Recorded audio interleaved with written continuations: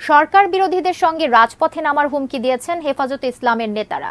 বিলম্বে আলেম উলামায়ে কেরামকে মুক্তি দেওয়া না হয় আর আমাদের যদি রাজপথে নামতে হয়, আজকে যারা সরকার পতনের আন্দোলন নিয়ে মাঠে নেমেছেন, আমরা তাদের সাথে সুর মিলাইতে দ্বিধাবোধ করব না।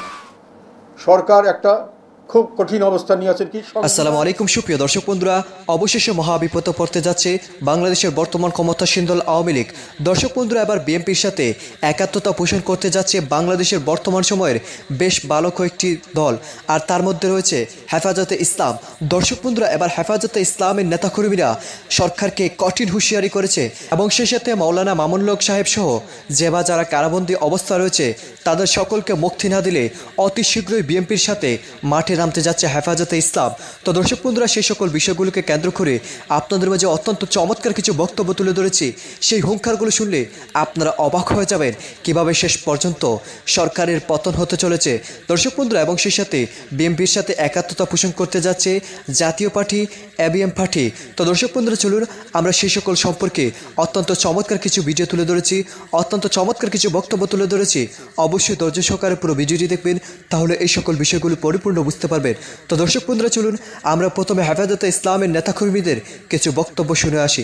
আলেম উলামায়ে কেরামকে মুক্তি দেওয়া না হয় আর আমাদের যদি রাজপথে নামতে হয়, আজকে যারা সরকার পতনের আন্দোলন নিয়ে মাঠে নেমেছেন, আমরা তাদের সাথে সুর মিলাইতে দ্বিধাবোধ করব না, দ্বিধাবোধ করব না।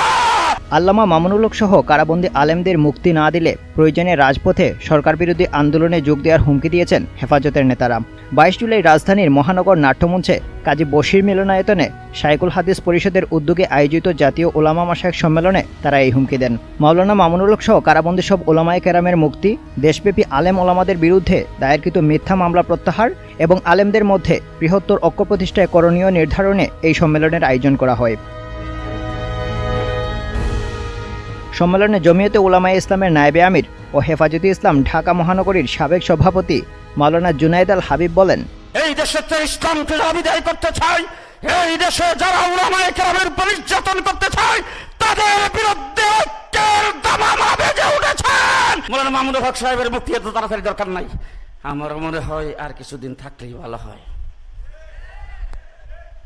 মাওলানা মামুনুল হক জেল থেকে বাংলাদেশের নেতৃত্ব শূন্য উলামায়ে কেরামের নেতা হয়ে বের হবেন।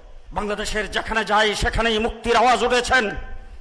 মুক্তি কার কাছে চাবো? যাদের পায়ের নিচে মাটি নাই, যাদের 5% জনসমর্থন নাই, যারা হিরো আলেমের মতো একটা টুকাইকেও তারা সহ্য করতে পারে না। পরিষ্কার ভাষায় বলতে চাই, ক্ষমতায় কে যাবে আর ক্ষমতায় কে থাকবে সেটা আমাদের দেখার বিষয় নয়। যদি অনতি বিলম্বে আলেম উলামায়ে কেরামকে মুক্তি দেওয়া না হয় আর আমাদের যদি রাজপথে নামতে হয়, আজকে যারা সরকার পতনের আন্দোলন নিয়ে মাঠে নেমেছেন, আমরা তাদের সাথে সুর মিলাইতে দ্বিধাবোধ করব না, দ্বিধাবোধ করব না। জমিয়তে উলামায়ে ইসলামের মহাসচিব মাওলানা মঞ্জুরুল ইসলাম বলেন, কাফনের কাপড় গায়ে দিয়ে বন্দী আলেমদেরকে মুক্ত করার প্রত্যয় নিয়ে রাজপথে নামতে চাই। যারা আমার সঙ্গে একমত তাদের মুষ্টিবদ্ধ হাত দেখতে চাই, দেখতে চাই। শাইখুল হাদিস পরিষদ নারায়ণগঞ্জের আহ্বায়ক মাওলানা হারুনুর রশিদ বলেন, আল্লামা মামুনুল হক সহ যারা এখনো কারাবন্দী রয়েছে তাদেরকে অনতি বিলম্বে তাদেরকে মুক্তি দেওয়া হোক। আল্লামা মামুনুল হকের দোষ কি ছিল? শুধুমাত্র জোরে কথা বলা, জোরে বক্তব্য দেওয়া, হকের পক্ষে কথা বলা। কিন্তু আমরা দেখতে পাই যারা ক্ষমতাসীন রয়েছে হাজারো অপরাধ করার পরে তারা বাইরে ঘুরছে, হাজারো খুন করার পরে তারা বাইরে ঘুরছে, বাংলাদেশের টাকা বহির্বিশ্বে পাচার করার পরে তারা দেদারসে ঘুরছে। তাদের যদি বিচার করা হয় তাহলে দেখা যাবে এক একবার কয়েকবার ফাঁসি হওয়ার পরেও তাদের বিচার শেষ হবে না। হেফাজতে ইসলাম বাংলাদেশের সাবেক সাংগঠনিক সম্পাদক মাওলানা আজিজুল হক ইসলামাবাদী বলেন, সোজা আঙ্গুলে কি উঠবে না, আঙ্গুল বাঁকা করতে হবে, সরকার বাধ্য হবে আলেমদের পায়ে চুমো দেওয়ার জন্য। বাংলাদেশ খেলাফত আন্দোলনের নায়েবে আমির মাওলানা মুজিবুর রহমান হামিদি বলেন, উলামায়ে কেরামদেরকে জেলে রেখে তাদের নামে মিথ্যা মামলা দিয়ে এদেশের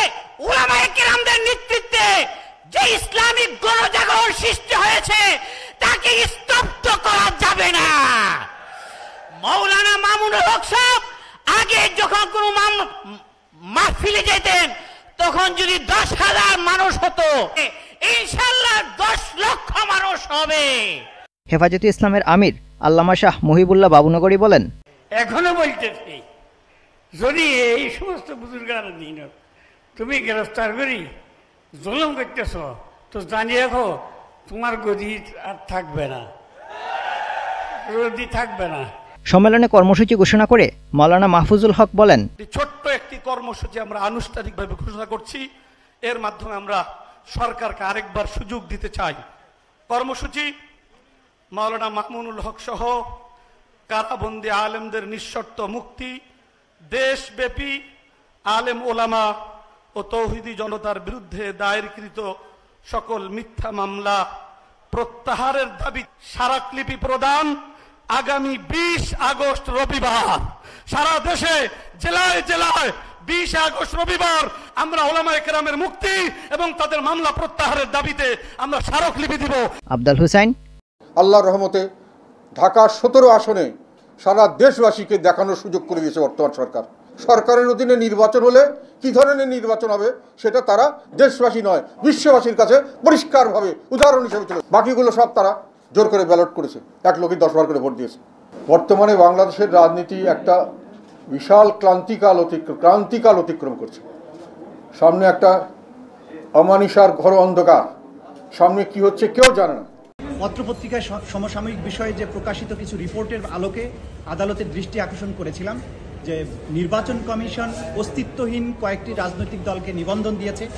অন্যদিকে যে সমস্ত রাজনৈতিক দল মাঠে কার্যকর আছে, যারা নিবন্ধন প্রাপ্তির সকল শর্ত পূরণ করেছে, সেই সমস্ত দলগুলোকে বাদ দিয়ে অস্তিত্বহীন রাজনৈতিক দলগুলোকে নিবন্ধন দিয়েছে। আমরা মিডিয়া রিপোর্টের আলোকে আদালতের দৃষ্টি আকর্ষণ করে বলেছি যে সাংবিধানিক এই প্রতিষ্ঠানটির যে এই আচরণের কারণে, তাদের কর্মকাণ্ডের কারণে বাংলাদেশে একটা রাজনৈতিক বড় ধরনের শূন্যতা এবং অস্থিতিশীলতা সৃষ্টি হতে পারে এবং নতুন যেসব রাজনৈতিক দল শর্ত পূরণ করেছে তারা যদি রাজনীতি করার অধিকার না পায় তাহলে এই সাংবিধানিক প্রতিষ্ঠানটির আসলে কার্যকারিতা থাকে না। আদালত আমাদের কথা শুনেছেন এবং বলেছেন যে আদালতের দরজা সবার জন্য উন্মুক্ত সবসময়ের জন্য থাকে। বাংলাদেশে সবার রাজনীতি করারও অধিকার আছে, তবে যেহেতু এটা রাজনৈতিক দলের স্পেসিফিক্যালি নিবন্ধন বঞ্চিত হওয়ার ব্যাপার, আপনারা যদি সুনির্দিষ্টভাবে কোনো রিট পিটিশন নিয়ে আসেন তাহলে সেটার উপরে আমরা আদেশ দেব। সুমোটো আমরা এই বিষয়ে হস্তক্ষেপ করতে চাই না। যদি কারো সংক্ষুব্ধতা থাকে তাহলে তারা সরাসরি রিট পিটিশন নিয়ে আসলে তারা এই ব্যাপারে আদেশ দিবেন, প্রয়োজনীয় আদেশ দেবেন। রিট করে আপনি কিসের ভিত্তিতে এসেছেন, কি আসছে, মানে কাকে নিবন্ধন দিয়েছেন? বর্তমান সময়ে আপনারা জানেন যে প্রথমে নির্বাচন কমিশন 12টা দলের তালিকা করেছিল, যেখানে আমার দল অর্থাৎ।